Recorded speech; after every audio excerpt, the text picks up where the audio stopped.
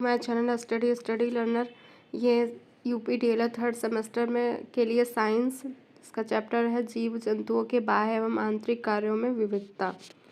तो इसका मानव पाचन अंग के बारे में पहले देख लेंगे। तो मानवीय पाचन तंत्र का मुख्य अंग पाचन नाल है। यह लगभग 9 मीटर लंबी होती है। यह मुख से लेकर मलद्वार तक समाप्त होती है। आवश्यकता अनुसार ये नल कहीं पर सक्रिय और कहीं पर चौड़ी होती है। पाचन नाल के प्रमुख 5 भाग होते हैं।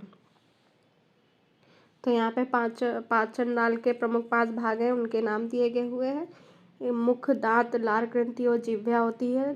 ग्रसनी तथा ग्रासनाल, अमाशय और छोटी आंत, बड़ी आंत एवं मलाशय और गुदा।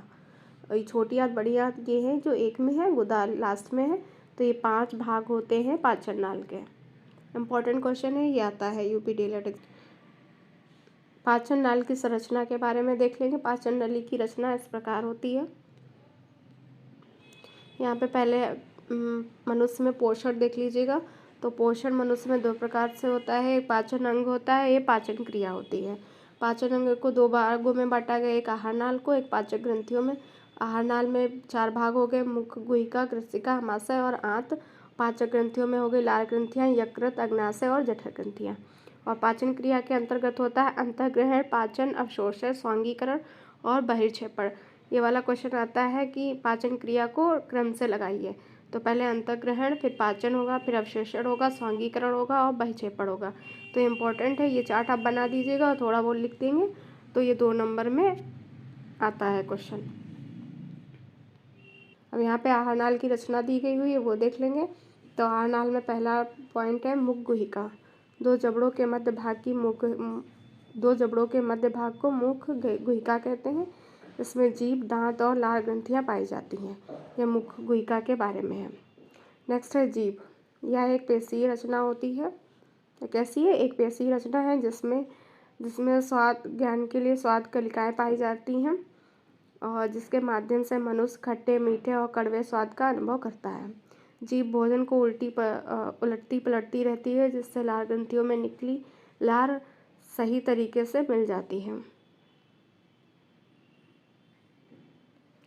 नेक्स्ट है दांत। दांत मनुष्य में 4 प्रकार के दांत पाए जाते हैं, जो कि कृंतक, रदनक, अग्रचवर्णक और चवर्णक होते हैं। ये दांत ठोस भोजन को तोड़ने और चबाने के कार्य करते हैं। नेक्स्ट है कृशिका। मुख गुहिका के पिछले भाग ग्रसनी से प्रारंभ होकर गले से होते हुए अमाशय तक पहुंचने वाली लंबी नली को कृशिका या ग्रासनाल कहते हैं। इसके माध्यम से भोजन अमाशय तक पहुंचता है, जिसमें क्रमांचुकन गति होती है। इस नली में किसी प्रकार की कोई पाचन ग्रंथियां नहीं पाई जाती हैं, अतः ग्रासनाल में किसी प्रकार का भी भोजन का पाचन नहीं होता है। क्वेश्चन आता है वेरी शॉर्ट में, ऐसा कौन सा भाग है शरीर में जिसमें पाचन की क्रिया नहीं होती है? तो कृशिका होती है, याद रखिएगा। नेक्स्ट है अमाशय। उदर भाग में डायाफ्राम के पीछे एक विशेष प्रकार की रचना होती है, जिसे अमाशय कहते हैं। इसमें 3 भाग होते हैं। अमाशय के कितने भाग होते हैं? 3 भाग होते हैं। एक पाइलोरिक होता है, फंडिक होता है और कार्डियक होता है। ये अमाशय के भाग दिए गए हुए हैं। इसमें क्रमांकुंचन की गति होती है। अमाशय में पाई जाने वाली पाचक ग्रंथियों को जठर ग्रंथि कहते हैं। तो जठर ग्रंथि किसे कहते हैं? अमाशय में पाई जाने वाली जो पाचक ग्रंथियाँ होती हैं उन्हें जठर ग्रंथि कहते हैं। नेक्स्ट है आंत के बारे में देख लेंगे। मनुष्य के शरीर में आंत 2 भागों में बटी होती है, एक छोटी आंत और एक बड़ी आंत। छोटी आंत के बारे में देखेंगे। अमाशय छोटी आंत में खुलता है। यह लगभग 6 मीटर लंबी एक कुंडलीनुमा संरचना होती है।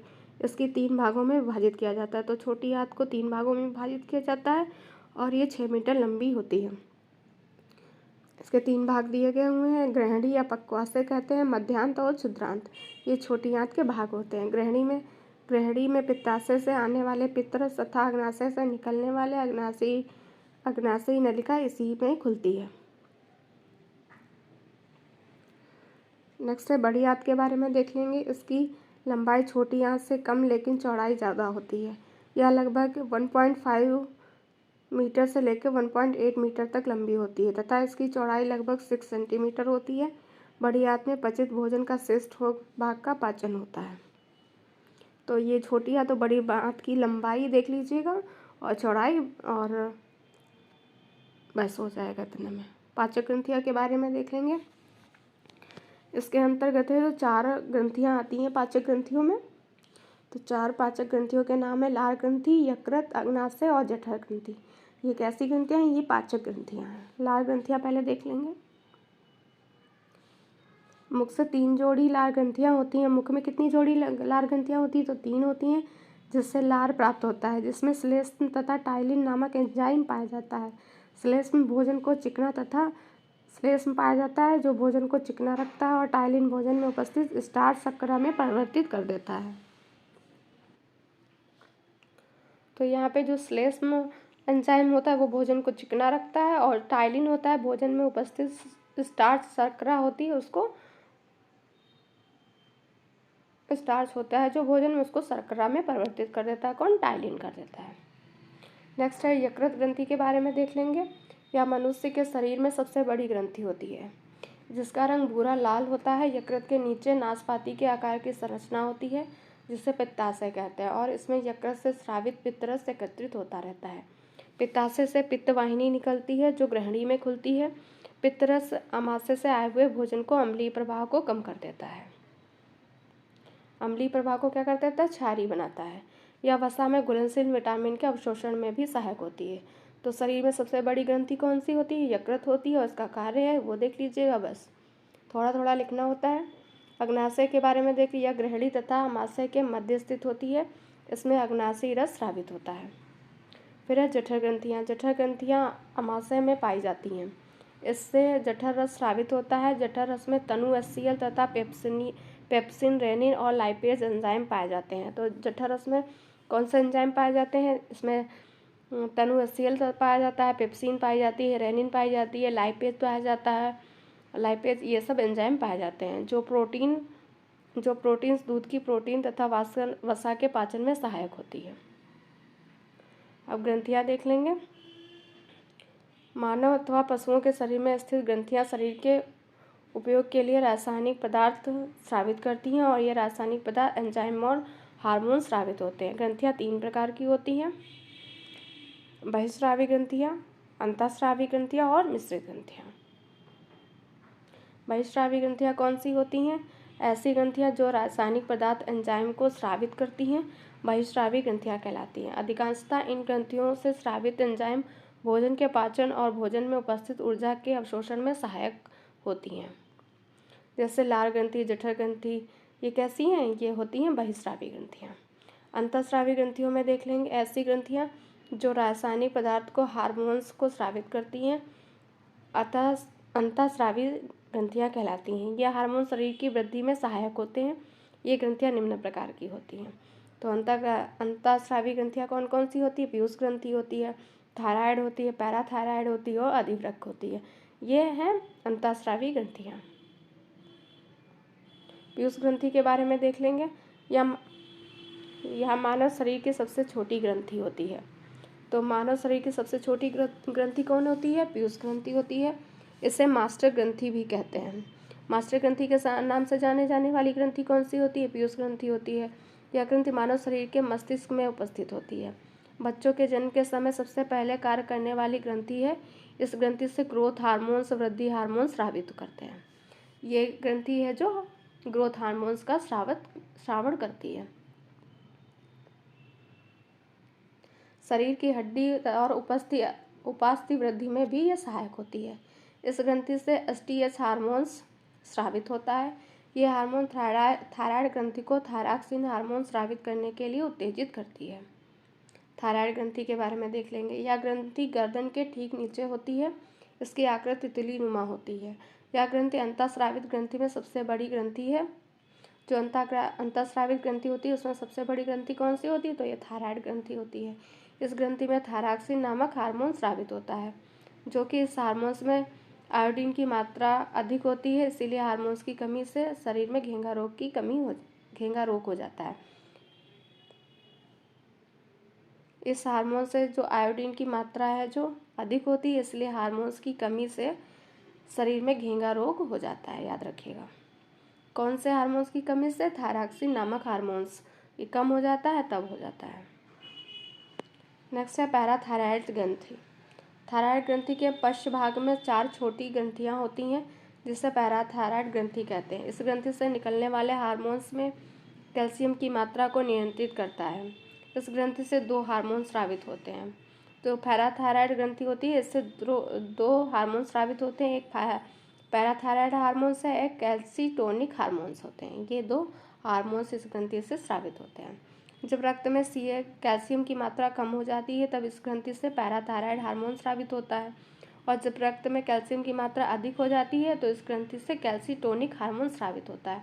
जब कम हो जाता है तो पैराथायराइड हार्मोन, और जब ज़्यादा हो जाता है कैल्शियम शरीर में रक्त में तो कैल्सीटोनिक हार्मोन स्रावित होता है।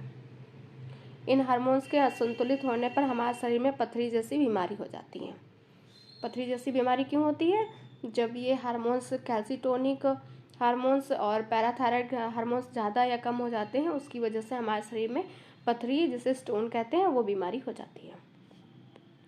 अधिवृक्क के बारे में देख लेंगे। अधिवृक्क को एडर्नल ग्लैंड भी कहते हैं। ये छोटी ग्रंथि किडनी के ठीक ऊपर स्थित होती है। इससे निकलने वाले हार्मोन्स को जीवन रक्षक हार्मोन्स कहते हैं। तो जीवन रक्षक हार्मोन्स कहाँ से निकलते हैं? तो ये निकलते हैं अधिवृक्क ग्रंथि से। इसी कारण इस ग्रंथि को आपातकालीन ग्रंथि भी कहते हैं, क्योंकि इस ग्रंथि से निकलने वाले हार्मोन्स अपने शरीर में मधुमेह, प्रोटीन, वसा की मात्रा को नियंत्रित करते हैं। इसके साथ ही साथ हमारे शरीर के रक्तचाप की मात्रा को भी नियंत्रित करते हैं। इस ग्रंथि के 2 भाग होते हैं, एक होता है मेडुला, दूसरा होता है कार्टेक्स। ये होता है मेडुला और ये होता है कार्टेक्स। ये वाला फिगर बना दीजिएगा बस। मेडुला से स्रावित होने वाले हार्मोन्स को एपिनेफ्रिन कहते हैं, और जब हृदय की धड़कन बंद हो जाती है तब इसको चालू करने का काम यही हार्मोन करता है। कार्टेक्स से स्रावित होने वाले हार्मोन्स को ग्लूकोकार्टिकॉइड्स हार्मोन्स कहते हैं। यह हार्मोन्स हमारे शरीर में कार्बोहाइड्रेट, प्रोटीन तथा वसा को नियंत्रित करती है। कार्टेक्स से सेक्स हार्मोन्स भी स्रावित होते हैं। मिश्रित ग्रंथि के बारे में देख लेंगे। मिश्रित ग्रंथि में आती है अग्नाशय ग्रंथि। यह एक मिश्रित ग्रंथि होती है। इस ग्रंथि के बीच में कुछ विशिष्ट प्रकार की कोशिकाओं का समूह होता है। इस कोशिकाओं के समूह को लैंगर-हैंस की दीपिकाएं कहते हैं। इसमें 3 प्रकार की कोशिकाएं होती हैं, जिसमें क्रमशः अल्फा, बीटा और डेल्टा कोशिकाएं कहती हैं। तो अल्फा, बीटा, डेल्टा कोशिकाएं कहाँ होती हैं? तो ये लैंगर-हैंस की दीपिकाएं होती हैं, उनमें होती हैं। और लैंगर-हैंस की दीपिकाएं कहाँ होती हैं? तो ये अग्नाशयी ग्रंथि में होती हैं। कोशिकाओं के एक समूह होता है, उससे लैंगर-हैंस की दीपिकाएं कहा जाता है। अल्फा कोशिका से ग्लूकोकान नामक हार्मोन स्रावित होता है, जो ब्लड शुगर को बढ़ाता है। जो ब्लड शुगर को बढ़ाता है उस हार्मोन्स का नाम है ग्लूकोगान। यह अल्फा कोशिकाओं से स्रावित होता है। बीटा कोशिकाओं से इंसुलिन नामक हार्मोन स्रावित होता है, जो ब्लड शुगर को स्तर को घटाता है। तो जो इंसुलिन नामक हार्मोन होता है वो कहाँ से निकलता है? बीटा कोशिकाओं से। याद रखिएगा, ये ब्लड शुगर के स्तर को घटाता है। डेल्टा कोशिकाओं से सोमेटोस्टेटिन नामक हार्मोन स्रावित करता है। यह हार्मोन पीयूष ग्रंथि से आने वाले हार्मोन को नियंत्रित करता है। तो ये थी आज की क्लास। अगर आपको क्लास पसंद आई तो लाइक से सब्सक्राइब करिएगा। वीडियो देखने के लिए थैंक यू सो मच।